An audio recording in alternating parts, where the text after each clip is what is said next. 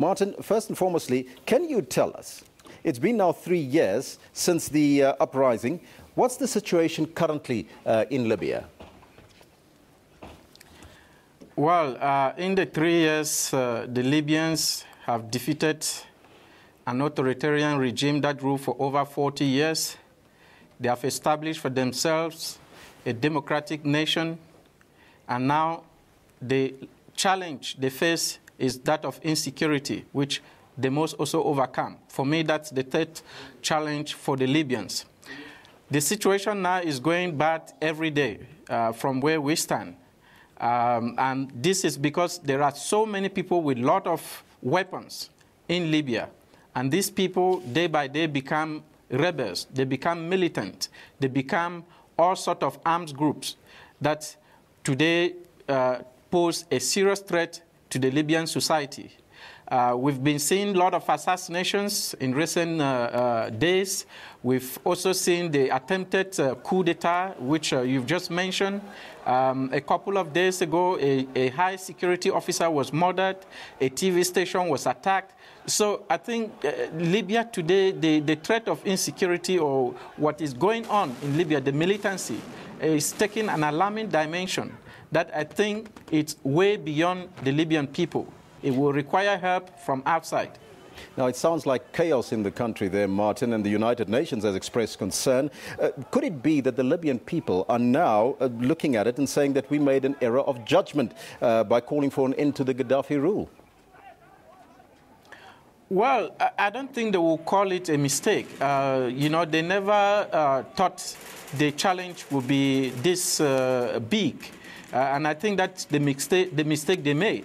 And there were no contingency arrangement to deal with the anarchy or the insecurity that will follow the end of the Libyan regime or the Gaddafi regime.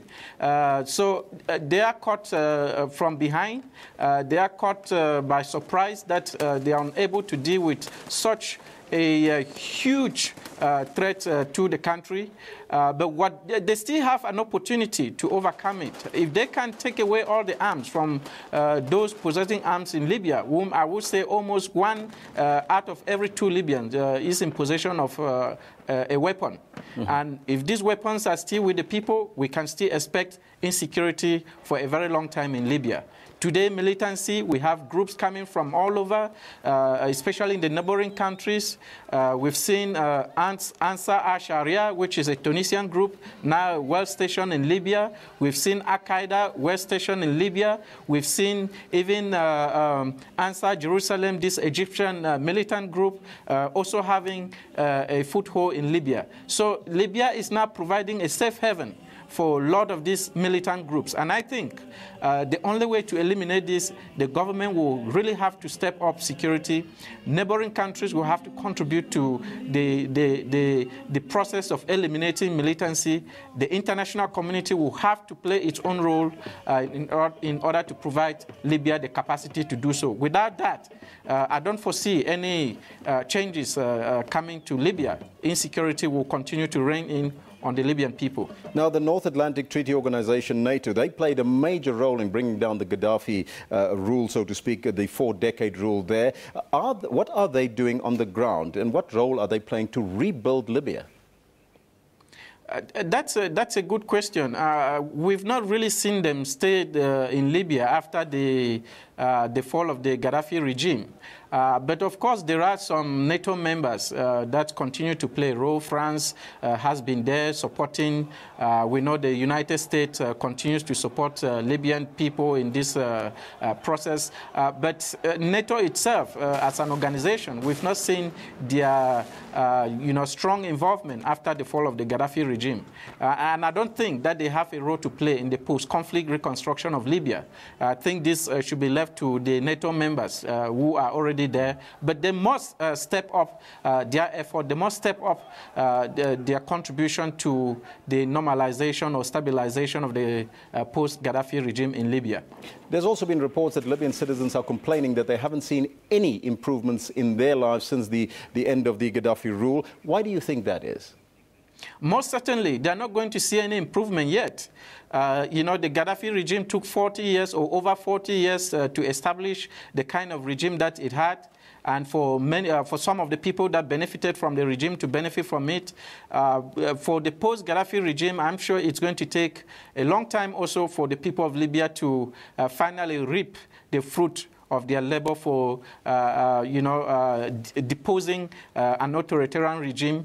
But again, this comes back to what if the people are really willing. They should not stand there to wait for the government to do everything. They themselves have to step up.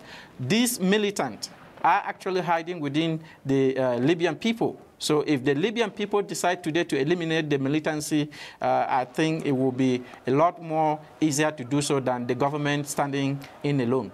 So that could be one way forward. But the General National Congress, which is the country's top authority, has announced that the general elections would be held at the end of the year. Do you think that might help? I don't think this will help. I don't think the general elections are going to contribute to the security situation of the country.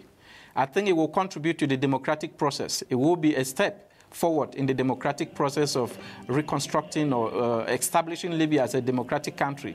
But in terms of really helping to eliminate the security conditions of the country, I don't see that contributing much. Instead, if care is not taken, the elections could actually bring more insecurity to the people, because we have seen in elsewhere how these elections are heavily contested and how sometimes militancy is sorted or resorted by politicians in order to help them in their political, to achieve their political goals. So if the Libyan case is going to be the same, I don't see insecurity leaving Libya after the elections. So what are you suggesting is that the destiny of the Libyan people is in their own hands? Absolutely. If the Libyan people want to live in peace, if they want to have a democratic country, it all depends on them. They must have to step up effort. And I think the government should really work hard, or even harder, to disarm those with weapons. Before Gaddafi left the Libyan political scene, he had armed almost every Libyan. So those who wanted weapons, to fight the NATO forces, Gaddafi gave them weapons very easily. Some of them were amassed in places today that have become the most insecure in Libya. If you look at southern Libya, if you look at western Libya, all of those regions, especially then you look at the Benghazi region where, the insurgency, the movement to overthrow Gaddafi started, and where arms were amassed by people. The international community was element of the international community pouring arms to rebels in Libya, in the Benghazi region. All of these arms are sitting there, and they are using them against the Libyan people. And the only way to get rid of them is the Libyan themselves destroying their own arms. Martin, thank you so much for your time. Thank you very much. And that was Martin Iyai, the Senior Reseacher at the Institute for Security Studies on the 3-year commemoration of Libyan uprising that ended Gaddafi's rule. We're staying abroad.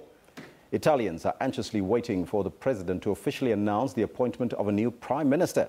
A series of political dealings has the country expecting the president to officially announce Matteo Renzi as the new prime minister.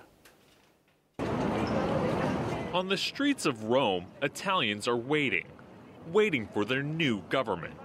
A series of political maneuvers has the country expecting the president to officially announce yet another prime minister. I still think we are talking a matter of days, even though it's not going to be as fast as expected. We were even believing that the new government would swear in Tuesday next week. Most likely this is going to take some more time, maybe the whole of the next week. Giovanni Orsina is the deputy director at the Luis School of Government.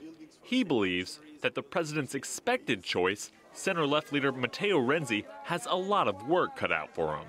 Renzi has promised radical reforms for the economy and a government that can survive until 2018. I doubt it. This is not so likely, even though it is not